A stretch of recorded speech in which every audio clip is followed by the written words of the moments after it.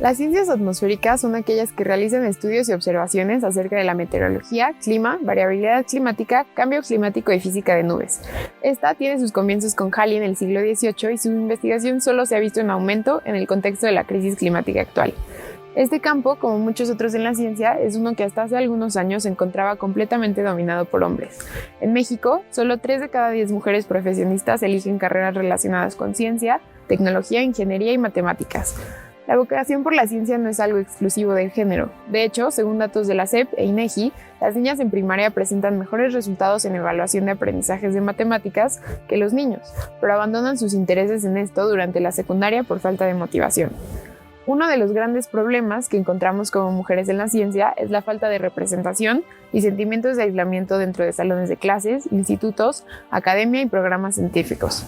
Por esto, creemos que es importante que se conozcan algunas de las muchas mujeres laborando en ciencias dentro de la UNAM. Cada vez hay una mayor participación y representación de mujeres en la ciencia. En el Instituto de Ciencias Atmosféricas y Cambio Climático se tienen cifras que lo demuestran. El 37% del personal académico son mujeres, así como el 44% del personal administrativo y el 50% de las estudiantes. En ese sentido, tenemos el placer de presentar a la doctora Graciela Raga, quien terminó sus estudios de licenciatura de Ciencias Atmosféricas en la Universidad de Buenos Aires, Argentina. Realizó su doctorado en la Universidad de Washington en Ciencias Atmosféricas y desde hace más de 20 años se encuentra en el Instituto de Ciencias de la Atmósfera y Cambio Climático de la UNAM. Su investigación se centra en varias líneas, de las cuales se incluye la microfísica de nubes, la contaminación del aire y la química de nubes.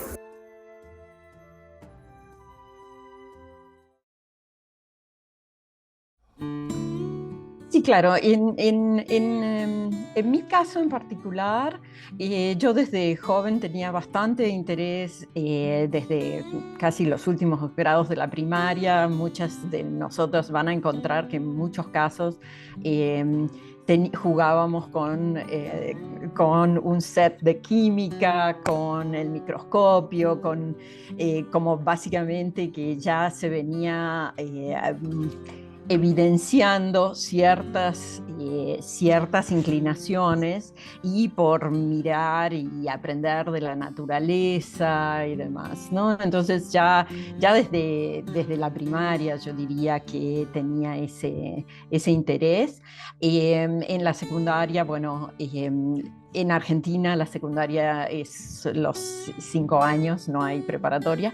Entonces los últimos años era claro que aparte de que me gustaban, tenía facilidad en un número de materias, ¿no? Y ya creo que fue a los 16 años cuando convencí a mi papá de que me suscribiera a una pequeña revista producida por un instituto oceanográfico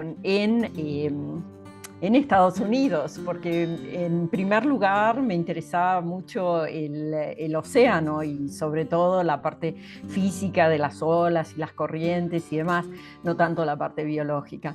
Pero la realidad fue que después no había carrera de oceanografía en la Universidad de Buenos Aires, que era donde vivíamos, y solo había en una universidad en el sur, que hace mucho más frío, y entonces, bueno, ingresé a la carrera de física.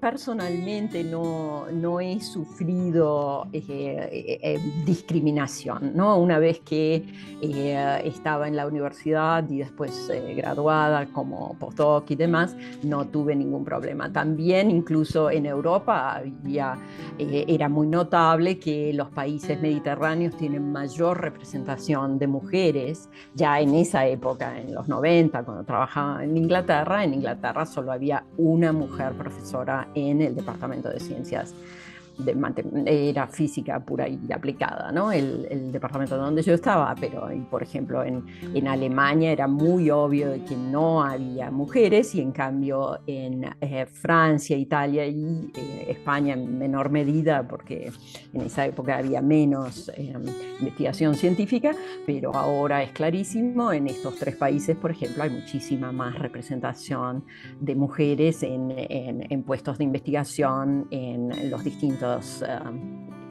sistemas, ¿no?, de investigación que en Inglaterra y que en, bueno, digamos, Reino Unido y Alemania en aquella época era muy notable. Entonces también han hecho un esfuerzo para ir incorporando jóvenes a las carreras. Cuando yo estaba de postdoc en Inglaterra, había solo una mujer joven en física de la atmósfera, ¿no?, en el área dentro de física de la atmósfera del departamento, haciendo su doctorado. Entonces, como vemos, había muy poca representación de mujeres entre el profesorado, y eso ha ido cambiando también en Inglaterra y en Alemania, aunque más lentamente que en otros países.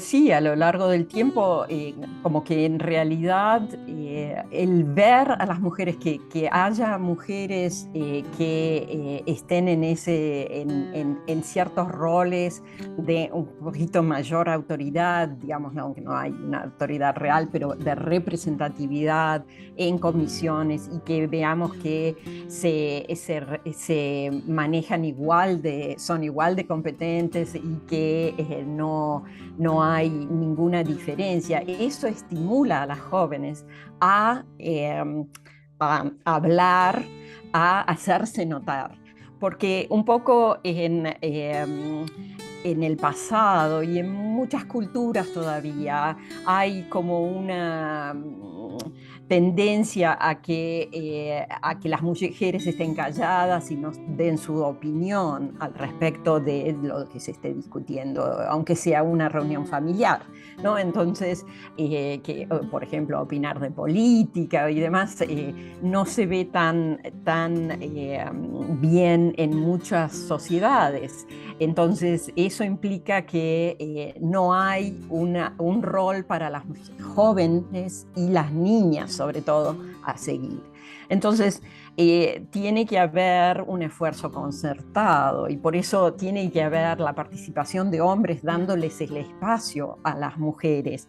Y eso es a veces difícil porque, bueno, piensan que entonces no tienen, o que va a haber un reemplazo, ¿no?, de hombres por mujeres, pero no es así. Lo que tenemos que lograr es que se interprete que las voces femeninas y las voces masculinas, ambas tienen, y bueno, todas las voces de la diversidad tienen algo valioso que aportar.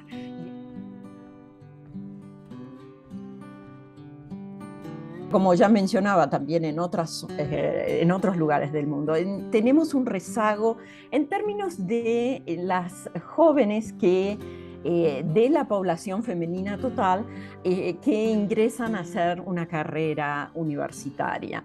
A veces también por rol sociocultural, por entorno familiar y demás, no logramos que un número importante de jóvenes. Y entonces, por ejemplo, recientemente el observatorio, creo que es interamericano para la ciencia y la sociedad, publicó un pequeño reporte en relación con estos factores o estas estadísticas que muestran que en algunos países de Latinoamérica, de Iberoamérica, realmente también incluye España, las jóvenes no están asistiendo a la universidad en igual número. Entonces hay solo una fracción que depende de cada país, pero por ejemplo en México es más o menos el 36% de las jóvenes que tienen entre 19 y 23 años son las que están en la universidad versus